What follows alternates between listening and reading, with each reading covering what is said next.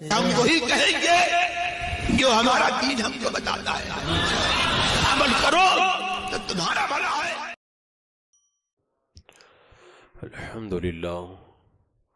الحمدللہ رب العالمین، والصلاة والسلام على سید الانبیاء والمرسلین وعلى آلہ واصحابہ وازواجہ واہل بیتہ اجمعین، اما بعد فاعوذ باللہ من الشیطان الرجیم، بسم اللہ الرحمن الرحیم۔ والمؤمنون والمؤمنات بعضهم اولیاء بعض، صدق اللہ مولانا العظیم وصدق رسوله النبی الامین المتین الکریم، ونحن على ذلك لمن الشاہدین والشاکرین والحمد للہ رب العالمین۔ حصول برکت کے لیے حضور اکرم سید عالم نور مجسم ارواحنا فدا محمد الرسول اللہ صلی اللہ تعالی علیہ وسلم کی پر نور بارگاہ میں درود و سلام کا ہدیہ پیش کر لیجیے۔ اللہم صلی علی سیدنا و شفیعنا و حبیبنا و مولانا محمد وبارک وسلم، صلاۃ و سلام علیک یا رسول اللہ صلی اللہ تعالی علیہ وسلم۔ انسان اپنے بچپن سے اپنی عمر کے آخری دور تک بہت سارے لوگوں سے ملتا ہے، بہت سارے لوگوں سے اس کا رابطہ ہوتا ہے، اور اسی ملن اور رابطے میں زندگی کے کسی نہ کسی موڑ پر کسی سے محبت اور کسی سے نفرت ہو جاتی ہے، کسی سے دوستی تو کسی سے دشمنی ہو جاتی ہے۔ یہ بچپن سے لے کر آخری عمر تک انسان کی زندگی کا ایک چلتا ہوا دور ہے، جو کسی کی دشمنی اور کسی کی دوستی میں، کسی کی محبت اور کسی کی نفرت میں گزرتا ہے۔ کسی کی صحبت اور اس کی محبت اور اس سے ملاقات اور دوستی، اس کا انسان کی زندگی پر بہت بڑا اثر پڑتا ہے۔ جو لوگ کہتے ہیں کہ کسی کی دوستی اور کسی سے ملنے سے کچھ نہیں ہوتا ہے، وہ لوگ اپنے آپ کو دھوکہ دیتے ہیں۔ محبتوں سے، ملاقاتوں سے، صحبتوں سے انسان کی زندگی متاثر ہوتی ہے، اور انسان کی زندگی پر اس کے بہت گہرے اثرات مرتب ہوا کرتے ہیں۔ اور یہ دوستی اور دشمنی آپ دیکھیں گے کہ انسان کو کہاں سے کہاں لے کر کے چلی جاتی ہے۔ لہذا انسان کو یہ چاہیے کہ زندگی کے کسی بھی موڑ پر یہ غور کرے کہ مجھے کس سے دوستی رکھنا ہے اور کس سے مجھے دوری اختیار کرنا ہے، کس سے مجھے محبت کا برتاؤ کرنا ہے اور کس سے مجھے جو ہے وہ نفرت کے برتاؤ کے ساتھ میں زندگی گزارنا ہے۔ تو محبت میں اور نفرت میں، صحبت میں، ملاقات میں، ہر چیز میں انسان کو بہت زیادہ احتیاط کی ضرورت ہے، کیونکہ انسان کو کسی کی دوستی کامیاب بھی کر سکتی ہے، اور کبھی کبھی انسان کو کسی بندے کی دوستی اس کو نامراد اور برباد بھی کر سکتی ہے۔ اور صرف یہی نہیں بلکہ کتنے لوگوں کی محبت تو صرف دنیا کو برباد کرتی ہے، اور کتنے ایسے لوگ ہیں ان کی محبتیں دنیا کو بھی برباد کر دیتی ہیں اور آخرت کو بھی تباہی اور بربادی کا شکار کر دیا کرتی ہیں۔ لہذا ایک معیار ہونا چاہیے، ایک کسوٹی ہونا چاہیے، جس کسوٹی پر اور جس معیار پر انسان یہ پرکھ سکے یا اندازہ کر سکے مجھے دنیا میں کس سے محبت کرنی ہے، کس سے نہیں کرنی ہے، کس سے دوستی کرنی ہے، کس سے نہیں کرنی ہے، کس سے جو ہے وہ صحبت رکھنی ہے، اس کے ساتھ میں ملنا جلنا ہے، اور کس کی صحبت سے مجھے دور رہنا ہے۔ معیار چاہیے۔ دنیا کے دوسرے مذاہب کی تاریخ میں میں نہیں جانتا کہ کیا رہنمائی ہے، لیکن اسلام کی تعلیمات کے اندر اس سلسلے میں جو رہنمائی موجود ہے وہ اسلام ہی کی خوبی ہے، وہ اسلام ہی کا وصف ہے، جو اسلام کے علاوہ کسی اور مذہب کے اندر نظر نہیں آتا۔ اسلام نے ہم کو بتایا کہ تمہاری دوستی کس سے ہو اور کس سے نہ ہو، تمہاری ملاقاتیں کس سے ہوں اور کس سے نہ ہو، تمہارا ملنا جلنا کس سے ہو اور کس سے نہ ہو، کس کے ساتھ تم جو ہے وہ بھائی چارگی کا برتاؤ کرو اور کس سے دوری اختیار کرو۔ اسلامی تعلیمات میں، قرآن و سنت کے اندر اس سلسلے میں مکمل تعلیمات موجود ہیں۔ اللہ تبارک و تعالیٰ قرآن مقدس میں ارشاد فرماتا ہے والمؤمنون والمؤمنات بعضهم اولیاء بعض۔ آج کل لوگ معیار بناتے ہیں نا، ارے فلاں آدمی مالدار ہے اس کو دوست بنا لیا جائے، وہ فلاں عہدے دار ہے اس کو دوست بنا لیا جائے، فلاں بڑا خوبصورت ہے اس کو دوست بنا لیا جائے، فلاں بڑا پاورفل ہے اس کو دوست بنا لیا جائے۔ اسلام نے ان تمام معیارات کی دیواروں کو گھرا دیا، کہا محبت کا معیار، کسی سے دوستی کا معیار یہ نہ تو مال و دولت ہے، نہ کسی کا حسن و جمال دوستی کا معیار ہے، اور نہ کسی کا عہدہ اور کسی کا پاور دوستی کا معیار ہے۔ اللہ نے قرآن پاک میں جو دوستی کا معیار بتایا وہ یہ بتایا والمؤمنون والمؤمنات بعضهم اولیاء بعض، مسلمان مرد اور مسلمان عورتیں آپس میں ایک دوسرے کے دوست ہیں۔ یعنی دوستی کے اندر سب سے پہلی چیز جو دیکھی جائے گی وہ ایمان کو دیکھا جائے گا۔ یہ دوستی کا معیار قرآن میں موجود ہے، اور ادھر فرمایا المنافقون والمنافقات، ادھر فرما منافقین اور جو منافقات ہیں وہ آپس کے اندر جو ہے وہ ایک دوسرے سے محبت رکھتے ہیں۔ ہوتے نا کہ کبوتر کبوتر کے ساتھ پرواز کرتا ہے، باز باز کے ساتھ میں، کوہ کوے کے ساتھ میں رہتا ہے، جو جس کی جنس کا ہوتا ہے اسی کے ساتھ میں وہ رہنا پسند کرتا ہے۔ تو قرآن میں ارشاد فرمایا کہ مومن مرد اور مومن عورتیں آپس میں ایک دوسرے کے دوست ہیں۔ یہ دوستی کا معیار بتانے کے بعد میں قرآن میں یہ بھی بتایا یا ایھا الذین آمنوا لا تتخذوا عدوی وعدوکم اولیاء، اے ایمان والو میرے دشمنوں کو اور اپنے دشمنوں کو دوست مت بنانا۔ یہ کون ہیں؟ یہود و نصارہ، جو اسلام کے دشمن اور جو اسلام کو تکلیف پہنچانے والے، مسلمانوں کو تکلیف پہنچانے والے لوگ ہیں، ان کے بارے میں قرآن نے اصول دیا، میرے دشمنوں کو اور اپنے دشمنوں کو دوست مت بنانا۔ اور ایک جگہ تو نام کے ساتھ میں فرمایا کہ لا تتخذوا اليہود والنصارى اولیاء، یہودیوں کو اور نصرانیوں کو اپنا دوست مت بنانا۔ یہ اسلام نے جو ہے معیار عطا فرمایا، کیونکہ بندہ اگر کسی بد عمل کے ساتھ رہتا ہے وہ بھی بد عمل بن جاتا ہے، کسی بد اعتقاد کے ساتھ میں رہتا ہے وہ بھی بد اعتقاد ہو جاتا ہے۔ ہم نے اچھے اچھے نیکوں کو دیکھا ہے، وہ نیکی کے پہاڑ کہلاتے تھے لیکن بروں کی صحبت میں جا کر کے بدیوں میں گرفتار ہو گئے۔ اچھے اچھے خوش عقیدہ لوگوں کو دیکھا ہے، بڑے پکے عقیدے والے تھے، بد عقیدوں کے ساتھ میں مل کر کے ان کے عقیدے کا جنازہ نکل گیا اور بد عقیدگی کا وہ شکار ہو گئے۔ تو قرآن نے یہ معیار دیا ہے۔ بہت سارے لوگ یہ سمجھتے ہیں کہ نماز روزہ اور یہ عبادت تلاوت بس یہی اسلام کی تعلیمات ہیں۔ اسلام یہ تھوڑی کہتا ہے کہ اس سے محبت کرو اس سے مت کرو، اس سے دشمنی رکھو اس سے یہ ان کی بھول ہے، یہ ان کی بھول ہے۔ انہوں نے نہ قرآن پڑھا ہے، نہ حدیث کو پڑھا ہے، نہ اصحاب کرام کی تعلیمات کو پڑھا ہے، اسی لیے وہ اتنی عبادت کرنے کے باوجود بھی نورانیت نہیں پاتے، ان کے دل اندر سے اوندے ہی رہتے ہیں، کیونکہ انہوں نے قرآن کی تعلیمات کا ایک رخ دیکھا ہے، آئینے کو ایک طرف سے رکھا ہے، آدھا رخ تو ان کی نگاہوں کے سامنے آ ہی نہیں پاتا ہے۔ ہم نے دیکھا کتنے لوگوں کو، کوئی بندہ شرابی بنتا ہے تو رات رات تھوڑی شرابی بنتا ہے، پہلے کسی برے سے ملاقات ہوتی ہے، پھر اس کو محبت کے نام پہ کہتا ہے ایک دن پی لو، ایک دن پینے سے کیا ہوتا ہے، کبھی کہتا ہے تھوڑی مستی کر لو اس سے کیا ہوتا ہے، اور پھر رفتہ رفتہ وہ شرابی بنتا ہے۔ کیا بندہ ماں کے پیٹ سے جواری پیدا ہوتا ہے؟ بروں کے ساتھ میں بندہ چند دن رہتا ہے تب جا کر کے جواری بنتا ہے۔ کیا بندہ ماں کے پیٹ سے ڈاکو بن کر کے آتا ہے؟ انسان جب پیدا ہوتا ہے ڈاکو بن کے نہیں پیدا ہوتا، لیکن کتنے لوگ خونخوار لوگوں کے ساتھ میں رہ کر کے ان کے اندر بھی خونخواری پیدا ہو جاتی ہے۔ تو یہ صحبت دوستی کا ایسا اثر ہوا کرتا ہے۔ کتنے گھروں کو آپ دیکھیں، گھروں کے اندر محبتوں کا ماحول تھا، بڑے مضبوط رشتے تھے، لیکن گھر ٹوٹ گئے، رشتے بکھر گئے اور رشتوں کی دیواریں گر گئی۔ وجہ کیا ہوئی؟ برے لوگوں کی صحبت۔ دو بہنیں تھی، ایک بہن غریب کے یہاں تھی اور دوسری بہن مالدار کے گھر پہ تھی۔ ایک بار وہ جو غریب کے گھر پہ جو عورت تھی، جو میڈل کلاس کا گھرانہ تھا، وہ اپنے مالدار جو ہے وہ بہن کے گھر پہ ایک دن مرتبہ دعوت میں چلی گئی۔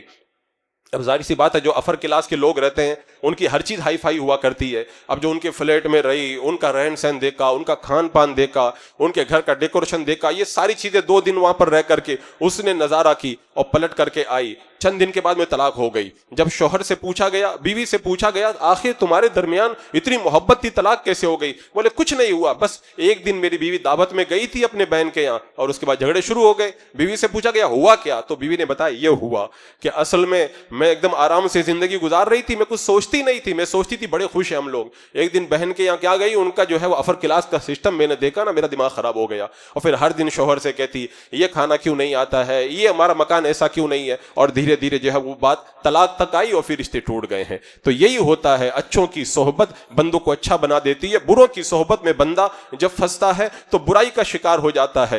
ہم اور آپ کیا ہیں, ہم اور آپ کیا ہیں, آپ پڑھ کے دیکھیں انبیاء کرام کی تاریخ. انبیاء کرام نے دعائیں کی ہیں. حضرت یوسف علیہ السلام نے دعا کی تھی وَأَلْحِقْنِي بِالصَّالِحِينَ, اے اللہ مجھے نیک لوگوں کے ساتھ میں ملا دے.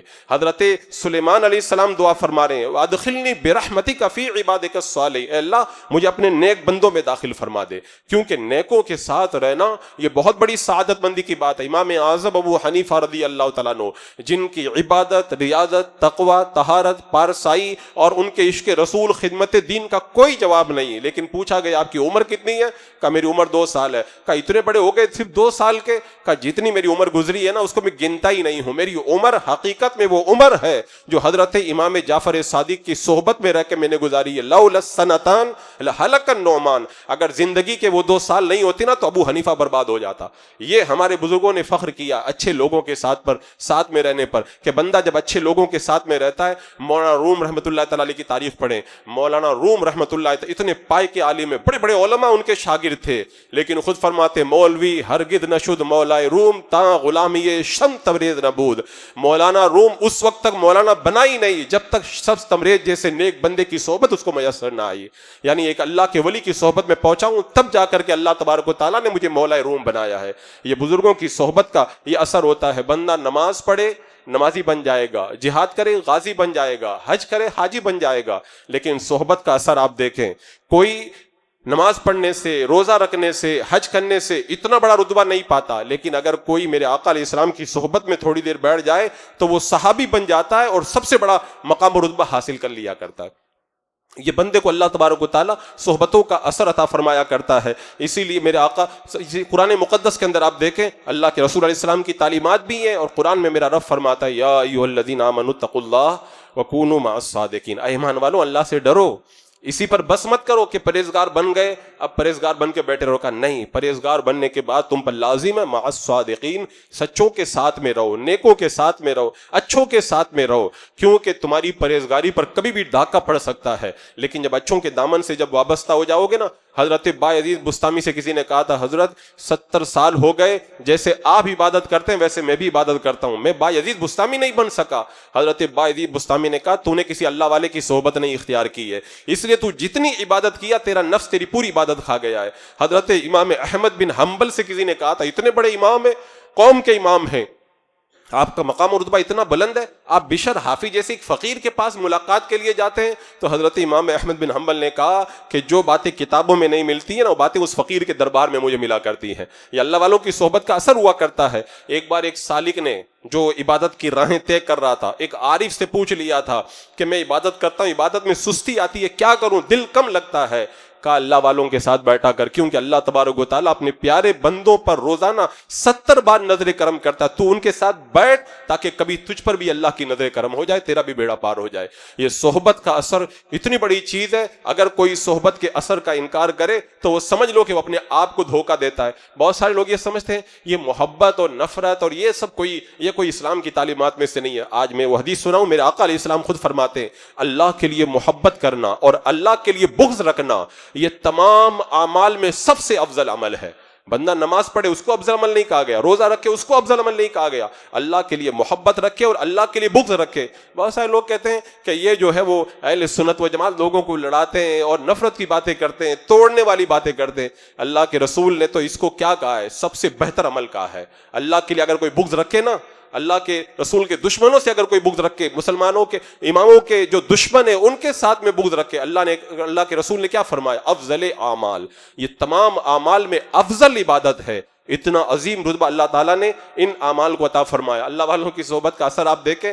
حضرت جنید بغدادی کی بارگاہ میں کسی نے شرارت کر کے عورت کو بھیج دیا. عورت بڑی خوبصورت تھی, جائے گی حضرت جنید بغدادی کو حسن دکھائے گی, وہ دیوانے ہو جائیں گے, گناہ میں مبتلا ہو جائیں گے. حضرت جنید بغدادی کی بارگاہ میں جب وہ عورت پہنچی نا اپنے حسن کا تماشا دکھانے کے لیے, حضرت جنید بغدادی نے کہا اللہ, ایک بار لفظ اللہ زبان سے نکلا نا وہ کانپ گئی اور نکل کے بھاگی, اور اس کے بعد میں عبادت خانے میں جا کر کے بیٹھ گئی اور ساری زندگی عبادت کرتی رہی. اگر وہ ہزاروں تقریریں سن لیتی نا تو اتنی بڑی نیک نہیں بنتی. اللہ کے ولی کی بارگاہ میں 2 منٹ چلی گئی نا, اللہ نے اس کی زندگی کو بدل کر کے رکھ دیا ہے. اس طرح کے کتنے واقعات موجود ہیں, روایتیں موجود ہیں. حضرت حسن بصری اسی لیے کہا کرتے تھے, لوگوں برے لوگوں کے ساتھ مت بیٹھا کرو, کیونکہ جب برے لوگوں کے ساتھ بیٹھو گے نا وہ تمہیں اچھے لوگوں سے دور کر دیں گے. ہم نے یہاں پر بھی کتنے لوگوں کو دیکھا ہے, بڑے نیک لوگ تھے, آتے تھے, ملاقات کرتے تھے, پتہ نہیں کون مل گیا, ارے تم ادھر کہاں جا رہے ہو, وہ تو صحیح نہیں ہے, ادھر کہاں جا رہے, تو لڑانے والی باتیں کرتے ہیں. حضرت حسن بصری کہتے ہیں برے لوگوں سے ملو گے نا تو اس کے بعد میں تمہیں اچھے لوگوں سے بدگمان کر دیں گے, اور پھر اس کے بعد میں مصافحہ بند, سلام بند, اور اس کے بعد میں چہرہ دیکھو تو ایسا لگتا ہے جیسے چہرے پہ نیمبو نچوڑ دیا گیا ہے, وہ ایسی کیفیت بن جاتی ہے. تو فرمایا حضرت حسن بصری نے کہ اگر برے لوگوں کے ساتھ ملاقات کرو گے نا تو یہی ہوگا کہ وہ تمہیں اچھے لوگوں سے بدگمان کر دیں گے. کتنوں نے صحابہ سے بدگمان کر دیا, کتنوں نے اللہ کے رسول سے بدگمان کر دیا, میرے آقا پہ عیب تلاش کرنے لگے. روایتیں بھری ہیں, تاریخ موجود ہے, آپ حالات دیکھ رہے ہیں, کتنی چیزیں آپ نے آئے دن ان کا مشاہدہ کیا ہے. ایک بار ایک صاحب حج کرنے کے لیے گئے, حج میں وہ طواف کر رہے ہیں, دعا کر رہے ہیں, اللہ میرے دوستوں کو اچھا کر دے, اللہ میرے دوستوں کو اچھا کر دے. ایک بزرگ نے کہا تماشا کیا ہے, تم اتنی دور سے اتنا خرچہ کر کے حج کرنے آئے ہو, اپنے لیے نہیں مانگتے, صرف اپنے دوستوں کے لیے مانگتے ہو. کہا وہ میں دوستوں کے لیے اپنے لیے ہی مانگ رہا ہوں, کیونکہ اگر میں حج کر کے واپس گیا, میرے دوست اچھے نہیں ہوں گے, مجھ کو پھر بگاڑ کر کے رکھ دیں گے. میں دعا کر رہا ہوں اللہ میرے دوستوں کو اچھا رکھ دے, میرے دوست اچھے ہوں گے تو پھر میری زندگی بھی اچھی ہو جائے گی. وہ نمازی ہوں گے, مجھے نماز کی طرف لائیں گے, وہ جو ہے پکے عقیدے والے ہوں گے, میرے عقیدے کو درست رکھیں گے, وہ نیک کام کرنے والے ہوں گے, مجھے نیکی کی طرف. اگر میرے دوست نہیں اچھے ہوں گے, میں اگر 70 حج بھی کر کے چلا جاؤں نا, وہ مجھے منٹوں کے اندر بگاڑ دیں گے. یہ اثر ہوتا ہے, کیونکہ اللہ کے رسول علیہ السلام نے فرمایا کہ انسان اپنے دوست کے دین پر ہوتا ہے, لہذا دیکھ لے کہ وہ دوستی کس سے کر رہا ہے. میرے آقا نے فرمایا دوستی کر رہے ہو پہلے چیک کر لو کس سے دوستی کر رہے ہو, کیونکہ بندہ جس سے دوستی کرتا ہے اسی کے دین کے اوپر ہوتا ہے. اس کی مثال دینے کی ضرورت نہیں, کتنے لوگوں کو آپ دیکھ سکتے ہو, سنی کی دوستی کر کے دیوبندی جو ہے وہ اس کے دل کے اندر عشق رسول پیدا ہو جاتا ہے اگر وہ پورے طور پر بد مذہب نہ ہوا ہو تو. اور کتنے ایسے لوگ ہیں جو پکے عقیدے والے تھے, بروں کی دوستی کر کے وہ گستاخ نبی بن چکے ہیں. میرے ساتھ میں ہر سفر میں اتنے واقعات پیش آئے. ابھی میں سفر میں تھا, کل میرے پاس میں ایک بندہ آیا پکا سنی تھا, اور آ کر کے صحابہ کرام کی شان کے اندر نہ جانے کیسے کیسے کلمات استعمال کر. میں نے کہا کیا ہوا, کہ وہ آج کل ان لوگوں کے ساتھ میں بیٹھنے لگ گیا ہے. یہ اثر ہوتا ہے. میرے آقا نے فرمایا دوستی کرو نا تو پہلے دیکھ لو کس سے کر رہے ہو, کیونکہ بندہ جس سے دوستی کرتا ہے وہ پھر اسی کے دین پر ہوا کرتا ہے. اور یہ بالکل پکی بات ہے, میرے آقا خود فرماتے ہیں کہ ان کی مثال دوستی اور ملنے والے کی مثال میرے آقا نے فرمائی کہ ایک آدمی کستوری بیچنے والا ہے, ایک آدمی جو ہے وہ کوئلے کے اندر دھونکنے والا ہے. کستوری بیچنے والے کے پاس بیٹھو گے تو یا تو تمہیں تھوڑا سا عطر دے دے گا, اگر عطر نہیں دے گا تو پاس میں بیٹھو گے تو ویسے ہی تمہارا بدن مہکنے لگ جائے گا, ایسے مہکنے لگ جائے گا. اور ادھر اگر کوئلے والے کے پاس بیٹھو گے یا تو تم کو کالگ لگ جائے گی, اور اگر نہیں بھی لگے گی تو کم سے کم اٹھ کے جاؤ گے تو اس کے دھوئیں سے تمہارے کپڑے تو میلے ہو ہی جائیں گے. یہ اثر ہوتا ہے صحبت کے اندر, یہ اثر ہوا کرتا ہے, لیکن بندہ اس کا انکار کرتا ہے. اچھوں کی محبت کیا کرتی ہے, امام شافعی رحمۃ اللہ تعالی علیہ فرماتے ہیں قیامت کا دن ہوگا جب بہت سارے جنتی جنت میں جائیں گے, رب کی بارگاہ میں عرض کریں گے مولا ہمارے دنیا میں بہت سارے نماز پڑھنے والے, روزہ رکھنے والے, اچھے نیک دوست تھے, وہ جنت میں نظر نہیں آ رہے. اللہ تعالیٰ فرمائے گا دیکھو ذرہ برابر ہوئی جن کے دل کے اندر ایمان ہے, جہنم میں جھانک کے دیکھو, ان کو جہنم سے نکال کر کے لے آؤ. وہ دوست جھانک کر کے دیکھیں گے, اپنے ان دوستوں کو جہنم سے نکال کر جنت میں لائیں گے. یہ دوستی کا صلہ ہے کہ بندہ اچھوں سے دوستی کرتا ہے نا, وہ جنت میں جا کر بھی یاد کرتے ہیں, کیونکہ اللہ قرآن پاک فرماتا ہے الاخلاء یومئذ بعضهم لبعض عدو, قیامت کے دن جگری دوست بھی دشمن بن جائیں گے, کوئی کسی کے کام نہیں آئے گا. لیکن فرمایا کہ متقین کے علاوہ, یعنی جو پرہیزگار ہیں ان کی دوستی قیامت کے دن بھی کام آئے گی. دنیا والے جو جگری دوست پیسوں کے لیے بنتے ہیں, دنیاوی مال و اسباب کے لیے بنتے ہیں, وہ چند تھوڑا سا راستہ بدلتے ہیں اور اس کے بعد میں الگ ہو کر کے رہ جاتے ہیں. لیکن پرہیزگاروں کی دوستی یہاں پر بھی نہیں ختم ہوتی ہے, اور اچھے لوگوں کی دوستی وہاں پر بھی نہیں ختم ہوتی ہے. ایک پانی کا گلاس کوئی لا کر کے پلا دے پرہیزگار آدمی کو, قیامت کے دن وہ جنت میں نہیں جائے گا جب تک اس کو ایمان والے کو اپنے ساتھ میں جنت میں نہ لے کر کے چلا جائے. اتنا صلہ ملتا ہے دوستی کا. اللہ تبارک و تعالیٰ بندوں کو ایسا صلہ عطا فرماتا ہے. حضرت مصعب بن عمیر رضی اللہ تعالیٰ عنہ, بدر کا میدان ہے, جب بدر کا میدان ختم ہوا, مصعب بن عمیر کے جو بھائی تھے وہ ایمان نہیں لائے تھے, وہ کافروں کی طرف سے لڑنے آئے تھے. ایک صحابی انصاری نے پکڑ لیا اور اس کو باندھنے لگے. اب ظاہر سی بات ہے, کوئی ماں جایا اگر باندھا جا رہا ہو, ماں جایا اگر پکڑا جائے تو بندے کے دل میں پیار تو آتا ہے نا, لیکن صحابہ نے بتا دیا پیار اور نفرت یہ ہمارے تمہارے کرنے سے نہیں ہوتی ہے، یہ اللہ اس کے رسول کے فرمانے کے مطابق ہونا چاہیے۔ حضرت مصعب بن عمیر گزرے نا تو یہ نہیں کہا کہ اے انصاری صحابی چھوڑ دو، یہ میرا بھائی ہے، بھائی نے کہا آپ میرے بھائی ہیں، مجھ کو چھوڑا دیں۔ معلوم ہے کیا کہا؟ حضرت مصعب بن عمیر نے کہا اے میرے مسلمان بھائی انصاری، اس کو کس کر کے باندھنا، اس کی ماں بہت مالدار ہے، زیادہ پیسہ دے گی، کس کر کے باندھنا۔ وہ کہنے لگے میں آپ کا بھائی ہوں اور میرے خلاف آپ ان کو بھڑکا رہے ہیں کہ کس کے باندھو۔ تو حضرت مصعب بن عمیر نے یہ ذہن دیا دوستی اور دشمنی کا معیار کیا ہوتا ہے، کہا میرا بھائی تو یہ مسلمان ہے، جو ایمان والا ہوتا ہے وہ بھائی ہوا کرتا ہے، جس کے پاس ایمان نہیں وہ تھوڑی بھائی ہوا کرتا ہے۔ کہا یہ انصاری جو تم کو باندھ رہا ہے حقیقت میں یہ میرا بھائی ہے۔ تو رشتہ وہ رشتہ نہیں ہے جو خون کی وجہ سے ہوتا ہے، رشتہ وہ رشتہ ہوتا ہے جو ایمان اور نیک اعمال کی بنیاد کے اوپر قائم کیا کرتا ہے بندہ۔ عزیزان مکرم، اگر میں صحبت کی بات کروں، تعلق کی اگر بات کروں تو یہ صرف انسانوں کا مسئلہ نہیں ہے۔ تعلق، رابطہ اور نسبت، دوستی اور ساتھ، اس کا اثر انسانوں کے علاوہ دوسری مخلوق پر بھی پڑتا ہے۔ آپ خود دیکھ لیں، آپ دکان پہ جاتے ہیں اور اینٹیں خرید کر کے لاتے ہیں، وہ دونوں اینٹیں ایک ہی بھٹے سے نکلی ہیں، ایک ہی بندے نے بنائی ہیں، اور آپ دونوں کا برابر پیسہ دے کر کے خرید کے لائے ہو، اور پھر لائے ایک کو استنجا خانے میں لے جا کر کے لگا دیا، ایک کو مسجد کے اندر لا کر کے لگا دیا۔ جو اینٹ لگائی گئی ہے استنجا خانے میں اس پر ننگے پاؤں قدم رکھنا بھی گوارا نہیں کرتے ہیں آپ، اور جو اینٹ لگا دی گئی ہے مسجد کے اندر اس پر اپنی پیشانی رکھتے ہوئے آپ کو خوشی محسوس ہوتی ہے۔ اینٹ ایک کا، پیسہ ایک کا، لیکن اثر کیا ہوا؟ استنجا خانے سے مل گئی تو وہ پاؤں رکھنا بھی بندہ نہیں گوارا کرتا، اور ادھر مسجد سے اس کی تعلق ہو گیا تو وہاں پہ پیشانی رکھنے میں بھی مزہ آتا ہے، اس کا ادب ہوتا ہے اور اس کے ساتھ میں یہ عزت کا معاملہ کیا جاتا ہے۔ تو بندے کے اوپر ان صحبتوں کا بڑا اثر پڑا کرتا ہے۔ آپ دیکھ لو، مرغا بھی ایک جانور ہے اور گدھا بھی ایک جانور ہے۔ اللہ کے رسول علیہ السلام نے کیا فرمایا؟ جب مرغ کی آواز سنو تو اللہ کا فضل مانگا کرو، اور فرمایا جب گدھے کی آواز سنو تو اللہ کی پناہ مانگا کرو۔ وجہ کیا بتائی میرے آقا نے؟ فرمایا مرغ جو ہے وہ فرشتے کو دیکھتا ہے، اس نے فرشتے کو دیکھا ہے، اور اس نے گدھے نے شیطان کو دیکھا ہے۔ تو بتاؤ، ہے تو دونوں جانور ہی، ایک نے گدھے کو دیکھا، ایک گدھے نے جو ہے وہ شیطان کو دیکھا، اور مرغ نے فرشتے کو دیکھا۔ تو شیطان کو دیکھنے کی وجہ سے اس کا تعلق کیسا بگڑ گیا؟ کہا جب وہ اس کی آواز سنو نا گدھے کی تو میرے آقا نے فرمایا اللہ کی پناہ مانگا کرو، کیونکہ شیطان کو دیکھ کر کے بول رہا ہے۔ اور مرغ نے فرشتے کو دیکھا ہے، اس کی صحبت کا اثر دیکھو، اس جانور کے اندر کیسا اثر آیا۔ فرمایا کہ مرغ کی آواز سنو تو اللہ کا فضل مانگا کرو، یعنی ایسے وقت میں اللہ کی بارگاہ میں دعا کرنا بھی مستحب ہے، یہ آواز کا جب اتنا اثر پڑ گیا۔ اسی طرح آپ دیکھیں، کتے کو آپ دیکھ لیں، حدیث پاک میں کیا آتا ہے؟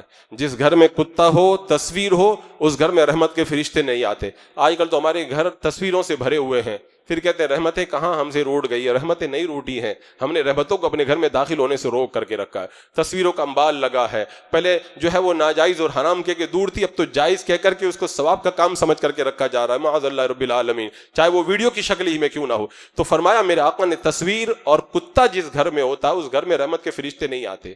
ایک طرف تو یہ بات ہے، اور دوسری طرف دیکھیں، یہی کتا ہے جس کے بارے میں کہا گیا کہ یہ جنت میں جائے گا۔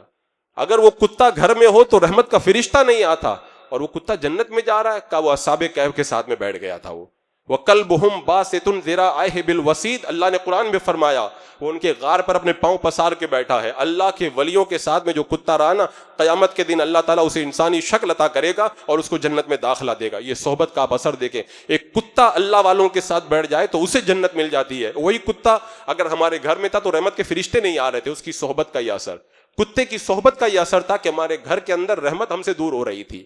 یہ اللہ تعالیٰ جانوروں کے اندر بھی اس کا یہ اثر پیدا فرماتا ہے۔ آپ چھپکلی کو دیکھیں، مینڈک کو دیکھیں، اللہ کے رسول علیہ السلام نے کیا فرمایا؟ چھپکلی کو مارو، اور مینڈک کے بارے میں فرمایا مینڈک کو مت مارو، ہے تو دونوں جانور ہی۔ میرے آقا نے وجہ کیا بتائی؟ یہ دیکھو محبت اور دشمنی کا اثر دیکھو۔ میرے آقا صلی اللہ تعالیٰ علیہ وسلم فرماتے ہیں کہ چھپکلی یہ حضرت ابراہیم علیہ السلام کے اوپر جب آگ جلائی گئی، آپ کو آگ میں ڈالا گیا تو وہ آگ کو اور زیادہ بھڑکانا چاہ رہی تھی، وہ چاہ رہی تھی کہ آگ اور بھڑک جائے، پھونک مار رہی تھی، اور مینڈک کوشش کر رہا تھا کہ آگ بجھ جائے۔ اللہ کے نبی کی محبت مینڈک نے اپنے دل میں بسائی نا، تو اللہ کے رسول فرماتے اس کو مت مارو، اس کو مارنے سے منع کر دیا، اور چھپکلی کے بارے میں فرمایا اس کو مارو۔ یہ محبت اور نفرت کا اتنا اثر پڑتا ہے، جانوروں کے اوپر اتنا اثر پڑتا ہے۔ اللہ کے رسول علیہ السلام نے فرمایا درندوں کی کھال کو استعمال مت کرو، شیر کی کھال، چیتے کی کھال، اگرچہ اگر دواغت دے کے پاک کر لیا جائے لیکن پھر بھی ان کو استعمال نہ کرو۔ کیوں؟ درندے ہیں، اب ان کی صفت خونخواری ہے، تو بندہ جب استعمال کرے گا تو غرور آئے گا، اس کے اندر درندگی پیدا ہوگی۔ یہ کھال کے اندر اتنا اثر ہوتا ہے، لوگ کہتے ہیں وہابی دیوبندی میں کہاں اثر ہوتا ہے، تو ہم پاس میں جا کے بیٹھتے ہیں نا، ہم کوئی اس کے اندر گھستے تھوڑی ہیں کہ جیسا تو ویسا ہم کو بھی بنا دے۔ یہ اثر جب اتنا کھال کا ہو جاتا ہے تو وہ جو جن کی کھال کے اندر جو ہے وہ بغض بھرا ہوا ہے، دشمنی رسول بھری ہوئی، ان کا اثر تمہارے اوپر نہیں پڑے گا، ان کا اثر تو اور زیادہ پڑنا چاہیے، اور زیادہ ان کا اثر پڑنا چاہیے۔ یہاں تک فقہاء کرام نے مسئلہ بیان فرمایا، کفار کے محلے سے گزرو تو دھیرے دھیرے نہ چلو، جلدی چلا کرو، کیونکہ کفار کے محلے میں عذاب اترتا رہتا ہے، وہاں پر رحمتیں نہیں آتی ہیں، لہذا ایسی جگہ میں زیادہ دیر نہیں رکنا چاہیے، جلدی گزر جانا چاہیے۔ بت خانہ جہاں پہ بت رکھا ہو، اگر وہ پاک جگہ تو نماز پڑھنا جائز ہے، لیکن علماء فرماتے ہیں نماز نہ پڑھو، کیوں؟ وہ عذاب اترنے کی جگہ ہے، منع فرمایا، ورنہ وہاں پہ اگر کوئی نماز پڑھے تو نماز تو ہو ہی جائے گی نا، اگر کوئی تصویر چھپی ہوئی ہے تو۔ لیکن یہ ایک اثر ہے اس چیز کا۔ یہ تو بہت چھوٹی چیز، آپ دیکھیں میلہ لگتا ہے، ہمارے بچے بھی بہت جاتے ہیں میلوں کے اندر، جو کفار و مشرکین کے میلے ہوا کرتے ہیں، فرمایا کہ کفار و مشرکین کے میلے میں بھی مت جاؤ، اگر وہاں پہ ان کے کفریہ کام ہوتے تو بالکل جانا منع ہے، اور فرمایا کہ وہاں پہ دکان بھی نہ لگاؤ، کیونکہ وہ عذاب اترنے کی جگہ ہے، وہاں سے بچنا چاہیے۔ جگہ پر اتنا اثر پڑتا ہے، کسی غیر برے آدمی کی صحبت سے اس جگہ پر اتنا اثر پڑ جاتا ہے۔ حضرت ذوالنون مصری رحمۃ اللہ تعالی علیہ جب حج کرنے جا رہے تھے تو قادسیہ ایک علاقہ پڑتا ہے، قادسیہ سے حضرت ذوالنون مصری کا گزر ہوا۔ جب حضرت ذوالنون مصری وہاں سے گزرے تو گھوڑے سے اتر پڑے، سواری سے اتر پڑے، اور زمین کے اوپر زمین کی مٹی کو اپنے جسم پہ لگانے لگے۔ کسی نے کہا حضرت آپ یہ کیا کر رہے ہیں؟ کہا یہ وہ زمین ہے جہاں پہ صحابی رسول سیف اللہ حضرت خالد بن ولید کا لشکر یہاں سے گزرا تھا، مجھے آج بھی اس مٹی کے اندر صحابی رسول کا نور نظر آ رہا ہے۔ صدیوں زمانے کے بعد میں بھی اس مٹی کے اندر ایک صحابی کے قدم پڑے تھے نا، قدم پڑے تو یہ اثر۔ حضرت انس خود کہتے ہیں میں جب چھوٹا بچہ تھا، اللہ کے رسول علیہ السلام مدینے میں تشریف لایا، ایسا لگتا تھا جیسے مدینے کی دیواریں جگمگانے لگ گئی ہیں۔ اور وہی حضرت انس کہتے ہیں حضور کا وصال ہو گیا، ہم نے قبر نور میں رکھا، ابھی اپنے ہاتھوں سے ہم نے مٹی بھی نہیں جھاڑی تھی، ہمارے دلوں کے اندر تبدیلی آ گئی۔ حضور کے مدینے میں آنے سے کیا روشنی ہوئی، اور میرے آقا دنیا سے چلے گئے تو صحابہ کے دلوں نے کیسا تغیر پایا۔ یہ اثر ہوا کرتا ہے۔ آپ حج کرنے جاتے ہیں، آپ کو یہ مسئلہ بتایا جاتا ہے نا کہ جب وادی فیل جہاں پر وہ ابرہا ہاتھیوں کا لشکر لے کر آیا تھا، اس پر اللہ کا عذاب آیا تھا ابابیلوں کا، حاجی جب جاتا ہے وہ وہاں پر اپنے ارکان کو پورا کرنے کے لیے تو اس جگہ میں پہنچے تو وہاں پہ نہیں رکنا چاہیے، جلدی گزر جانا چاہیے۔ کہا کیوں؟ مینا میں رکو، مزدلفہ میں رکو، عرفات میں رکو، مینا کے پاس میں تو وہ جگہ ہے جہاں پہ وادی فیل ہے، وہاں کیوں نہیں رکنا چاہیے؟ کہا اس لیے کہ یہاں پہ اللہ کا عذاب آیا تھا۔ اگر اللہ کا عذاب کسی جگہ پہ آ جائے نا تو ایک طرف برکت والا مینا ہے اور دوسری طرف رکنا بھی منع ہو جاتا ہے کہ وہاں سے جلدی بندہ جو ہے وہ گزر جایا کرے۔ جب اللہ کے رسول علیہ السلام سفر میں تھے، ایک کنویں سے صحابہ نے پانی لیا، آٹا گوندا، میرے آقا نے فرمایا کہ پانی کو گرا دو اور آٹا کو پھینک دو۔ کہا کیوں؟ کا اس لیے کہ یہ وہ کنواں ہے جو قوم سمود کا تھا اور ان پر اللہ کا عذاب آیا تھا، ان کے آٹے سے ان کے پانی سے آٹا بھی نہ گوندا جائے۔ یہ صحبت میں یہ مثالیں اس لیے دے رہا ہوں تاکہ کچھ لوگوں کا ذہن صاف ہو جو یہ سمجھتے ہیں ملنے سے کیا ہوتا ہے، ملنے سے ہوائیں بدل جاتی ہیں، مٹی بدل جاتی ہے، محلے بدل جاتے ہیں، اور نہ جانے کیا کیا بدل جاتا ہے۔ سمندر کے کنارے جا کر کے بیٹھ جاؤ تو سمندر کی صحبت پا کر کے ہوا بھی ٹھنڈی ہو جایا کرتی ہے، اگر ریگستانی علاقے میں چلے جاؤ تو مٹی کی صحبت پا کے ہوا میں بھی گرمی آ جاتی ہے، اور تم انسان کے ساتھ میں بیٹھو اور انسان کا اثر تمہارے اوپر نہ ہو، یہ تو ممکن ہی نہیں ہے۔ عزیزان مکرم، جو لوگ انکار کرتے ہیں کہ بیٹھنے سے کیا ہوتا ہے، کھانے سے کیا ہوتا ہے، ملنے سے کیا ہوتا ہے، دوستی سے کیا ہوتا ہے، ان کو میں نے وہ حدیث سنائی نا، میرے آقا نے فرمایا بندہ اپنے دوست کے دین پر ہوتا ہے، جیسا دوست ہوگا ویسا دین ہوگا۔ یہاں پہ میں آپ سے کہوں گا بادشاہوں کی تاریخ آپ پڑھ کے دیکھیں، بادشاہوں کی تاریخ پڑھ کے دیکھیں۔ میں نے ہسٹری کے اندر بہت سارے ایسے بادشاہ دیکھے جو بڑے نیک تھے لیکن ان کا وزیر بدماش نکل گیا تو بادشاہ کو بھی بدماش بنا کر کے رکھ دیا انہوں نے۔ میں ایک بخاری شریف کی حدیث آپ کے سامنے رکھ دوں، بخاری شریف کی حدیث پاک ہے، جب میرے آقا صلی اللہ تعالی علیہ وسلم نے روم کے بادشاہ ہرقل کو اسلام کا پیغام بھیجا، ہرقل نے ابو سفیان کو بلایا جو ابھی ایمان نہیں لائے تھے، بہت ساری باتیں پوچھی کہ تمہارے یہاں مکے میں نبی آئے ہیں، ان کا نسب کیسا ہے، ان کا کردار کیسا ہے اور ان کا تعلق، سب باتیں پوچھی۔ ساری باتیں پوچھنے کے بعد اس کا دل متاثر ہو گیا، بولے ہمیں تو کتابوں میں پڑھا تھا ایک آخری نبی آنے والے ہیں۔ اب اس کا دل مطمئن ہو گیا، وہ کلمہ پڑھنے کے لیے تیار ہو گیا۔ اب ظاہر سی بات، بادشاہ تو وزیروں کو بھی تو راضی کرنا ضروری ہے، اپنے وزیروں کو بلایا اور بلانے کے بعد میں ان سے کہا کہ دیکھو بھئی یہ نبی آئے ہیں اور ان پر ایمان لانے میں کامیابی ہے۔ وزیر غصے میں ہو گئے, بادشاہ کی طرف دوڑے. بادشاہ نے کہا وہ میں تو تم کو چیک کر رہا تھا, تمہارا دین کتنا مضبوط ہے, میں ایمان تھوڑی لا رہا ہوں نا. اور اس کے بعد میں وہ ایمان نہیں لایا. یعنی اپنے شریر وزیروں کی وجہ سے ایمان کی دولت سے وہ محروم ہو کر کے رہ گیا. تو بندہ جو ہے بروں کے ساتھ میں رہتا ہے تو اس کی برائی کا اثر پڑتا ہے. اسی لیے رب قرآن میں فرماتا ہے فَلَا تَقْعُدْ بَعْدَ الذِّكْرَ مَعَ الْقَوْمِ الظَّالِمِينَ, تو یاد آنے کے بعد ظالموں کے پاس مت بیٹھ. جب تک یاد نہیں تھا, تجھے مسئلہ معلوم نہیں تھا, تجھے کسی طرح کی کوئی معلومات نہیں تھی, تو کر رہا تھا, تیری مرضی تھی. لیکن اب تجھے بتا دیا گیا, تجھے سنا دیا گیا, کسی بندے کی باتیں نہیں سنائی, اللہ کی باتیں سنائی, اللہ اس کے رسول کے فرامین تجھے سنائے گئے, بزرگوں کی باتیں سنائی گئی. اس کے باوجود بھی اگر تو مرغی کی ایک ٹانگ پہ اڑا ہوا رہ جائے تو پھر یہ اڑنا یہاں پہ تو تجھے کام آ سکتا ہے, لیکن میدان قیامت میں پھر یہ اڑنا کام نہیں آئے گا. اس لیے کہ میرے رب نے کہا فَلَا تَقْعُدْ بَعْدَ الذِّكْرِ مَعَ الْقَوْمِ الظَّالِمِينَ, یاد آنے کے بعد میں ظالموں کے پاس میں بیٹھنا بنا. ظالموں کے اندر سب داخل ہیں, گمراہ داخل ہیں, کفار و مشرکین داخل ہیں, دشمنان دین داخل ہیں, فساق و فجار داخل ہیں, سب کے سب اس کے اندر داخل ہیں. قرآن میں ایک بندے کا ذکر کیا, وَيَوْمَ يَعَضُّ الظَّالِمُ عَلَىٰ يَدَيْهِ يَقُولُ يَا لَيْتَنِي اتَّخَذْتُ مَعَ الرَّسُولِ سَبِيلًا يَا وَيْلَتَىٰ لَيْتَنِي لَمْ أَتَّخِذْ فُلَانًا خَلِيلًا. ایک جہنمی کافر جو جہنم میں ہوگا کہے گا کاش میں نے نبی سے دوستی کی ہوتی, فلانے سے میں نے دوستی نہیں کی ہوتی. یعنی اپنی بری دوستی پر ملامت کرے گا کہ میں نے فلاں سے دوستی کی, میں برباد ہو گیا. لَمْ أَتَّخِذْ فُلَانًا خَلِيلًا, فلاں کو میں نے اپنا خلیل نہیں بنایا ہوتا, فلاں کو دوست نہیں بنایا ہوتا, آج میرا بیڑا پار ہو جاتا. یعنی مجھے غلط آدمی کی دوستی مجھے لے ڈوبی, غلط لوگوں کے ساتھ میں رہنا مجھے لے ڈوبا. اور غلط لوگوں کے ساتھ میں رہنا کتنا جو ہے وہ اثر رکھتا ہے. ایک بات سنیں, وہ حدیث پاک میں جو آیا, اللہ کے رسول صلی اللہ تعالیٰ علیہ وسلم کی خدمت میں ایک یہودی لڑکا رہتا تھا. میرے آقا علیہ السلام کی خدمت کرتا. ایک دن وہ بیمار ہو گیا, حضور اس کے گھر پہ چلے گئے. لوگ کہتے ہیں یا رسول اللہ, سنا ہے آپ عاشق کے گھر تشریف لاتے ہیں, میرے گھر میں بھی ہو جائے چراغاں یا رسول اللہ. میں کہتا ہوں حضور کا کام کرو نا, اگر یہودی لڑکا حضور کی خدمت کرتا میرے آقا اس کے گھر پہ بھی چلے جاتے ہیں. تم حضور علیہ الصلوۃ والسلام سے محبت کا خالی دعویٰ کرو اور ان کی سنتوں پہ نہ چلو, ان کے دین کا کام نہ کرو, تو حضور آپ کے گھر تھوڑی آئیں گے, یہ ان کا کرم ہے وہ آ جائیں. تو یہودی لڑکے کے گھر پہ چلے گئے. میرے آقا نے یہ گوارا نہیں کیا جو میری خدمت کرے وہ کافر ہو کے دنیا سے جائے. میرے آقا نے کہا کہ تو کلمہ پڑھ کے مسلمان ہو جا.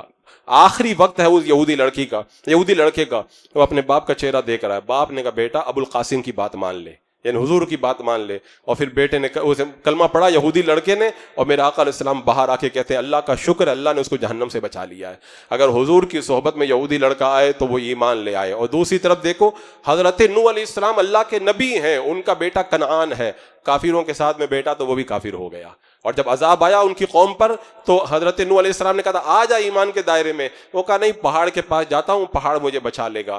دنیا کا عذاب تھوڑی ہے, جو دنیا کا حملہ تھوڑی ہے جو بندہ پہاڑ پہ جا کے بچ جائے. اللہ کا عذاب آتا ہے تو بندہ پہاڑوں میں بچتا ہے, نہ آسمانوں میں بچتا ہے. وہ بستیاں کی بستیاں الٹ جاتی ہے, ہنستے کھلتے چہرے جو اترایا کرتے تھے اور مسلمانوں کا مذاق اڑایا کرتے تھے, وہ ایسے تنکوں کی طرف بہ جاتے ہیں کہ پھر ان کو کوئی پوچھنے والا بھی باقی نہیں رہ جاتا, بستیاں اجڑ کر کے رہ جاتی ہیں.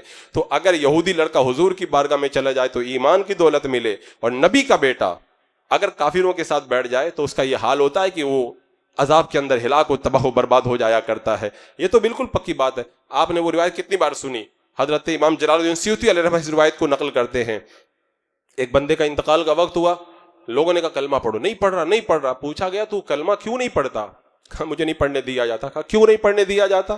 کہا میں اپنی زندگی میں حضرت ابوبکر صدیق اور حضرت عمر کو برا کہنے والوں کے ساتھ میں بیٹھا کرتا تھا, برے لوگوں کی دوستی آج مجھے کلمہ پڑھنے سے روک رہی ہے. حضرت عبداللہ بن مبارک رضی اللہ تعالیٰ عنہ کے بارے میں روایت میں آتا, بعد وصال خواب میں آئے, کہا رب نے کیا معاملہ کیا؟ کہا رب نے کہا تو نے ایک بار بد مذہب کو مسکرا کے دیکھا تھا, اسی جرم میں اللہ نے مجھے 3 سال تک کھڑے رکھا.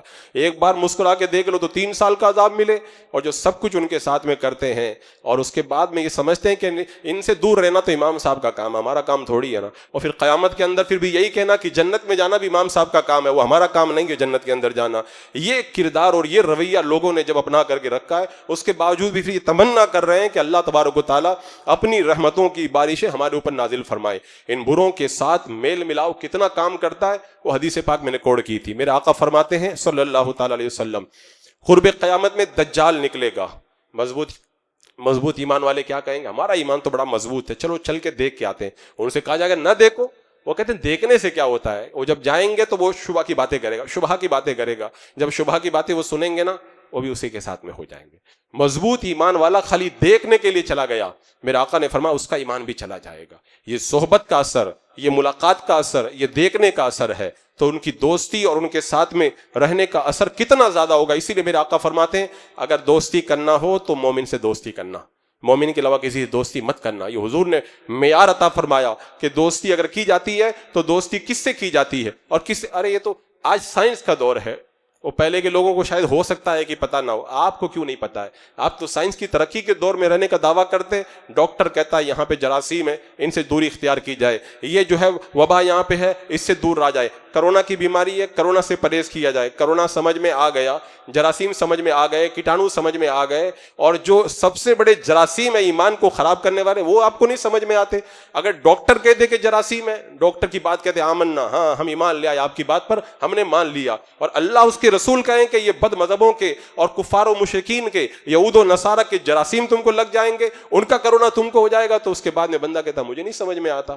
یہ تو سب علماء کا اپنا بنایا ہوا دین ہے, اپنا بنایا ہوا مذہب ہے. یعنی جس کے ایمان کے اندر اتنی کمزوری ہو, جس کے ایمان کے اندر اتنی جو ہے وہ اتنی کمی ہو کہ ایک ڈاکٹر کی بات سمجھ میں آتی ہے, اللہ اس کے رسول کی بات سمجھ میں نہیں آتی ہے, تو بات ختم ہو گئی ہے. اس کی عقل پہ تالے پڑ گئے ہیں, اس نے اپنی عقل کو مار دیا ہے. اب اس کے اندر یہ باتیں پیدا ہو ہی نہیں سکتی جب تک کہ عقل قربان بپیش مصطفیٰ, اپنی عقل کو حضور کی بارگاہ کے اندر بندہ قربان نہ کرے. میرے آقا نے ارشاد فرمایا تھا قیامت کے دن بندے کا حشر اسی کے ساتھ ہوگا جس کے ساتھ میں وہ محبت کرتا ہے.